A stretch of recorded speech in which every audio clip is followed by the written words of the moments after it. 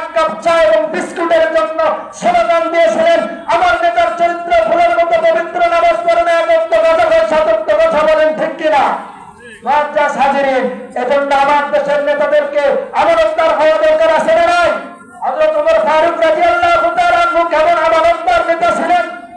ওমর ফারুক রাদিয়াল্লাহু তাআলা আনহু যখন রাষ্ট্রের কাজের জন্য মোমবাতি জ্বালায়া ঘরের মধ্যে কাজ করতেছিলেন, এমন সময় তার কাছে নিজস্ব কোনো আত্মীয় স্বজন আসছে, সাক্ষাৎ করার দরজা লক করেছে। আমিরুল মুমিনিন ভিতরে প্রবেশ করতে পারবো কিনা? তখন ভিতর থেকে আওয়াজ আসছে, একটু দাঁড়াও, দরজায় ওয়েট করো।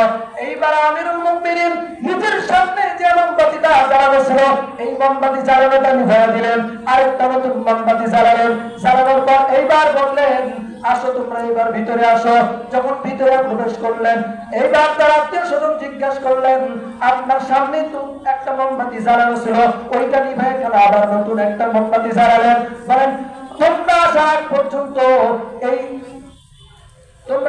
পর্যন্ত এইটা আমি রাষ্ট্রের কাজ করতেছিলাম।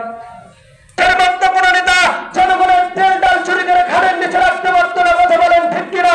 আজকে যদি বাংলাদেশের মধ্যে কোরআনের আইন বাস্তবায়ন থাকতো, তাহলে কোন জনগণের টাকা আত্মসাৎ করে কানাডার প্রেম পড়ায় বৃহৎবহুল গাড়ি বাড়াতে পারত না, কথা বলেন, ঠিক কিনা? আজকে যদি কোরআনের আইন বাংলাদেশের মধ্যে বাস্তবায়ন থাকতো, তাহলে কোন প্রকার চাঁদাবাজি, টেন্ডারবাজি বাংলাদেশের মধ্যে হতো না। শুধু তাই নয়, আজকে কোরআনের আইন বাংলাদেশের মধ্যে বাস্তবায়ন না থাকার কারণে আজকে আমাদের যুব সমাজরা ইয়াবা, মদ, গাঁজা, হেরোইন খেয়ে তাদের জীবনটাকে ধ্বংস করে দিতেছে, কথা বলেন, ঠিক কিনা? আমরা দোয়া করবো আল্লাহ তাআলা যাতে করে আমাদের বাংলাদেশের মধ্যে কোরআনের আইনটা বাস্তবায়িত হওয়ার তৌফিক দান করে। আখির দাওয়ানা আলহামদুলিল্লাহি রাব্বিল আলামিন।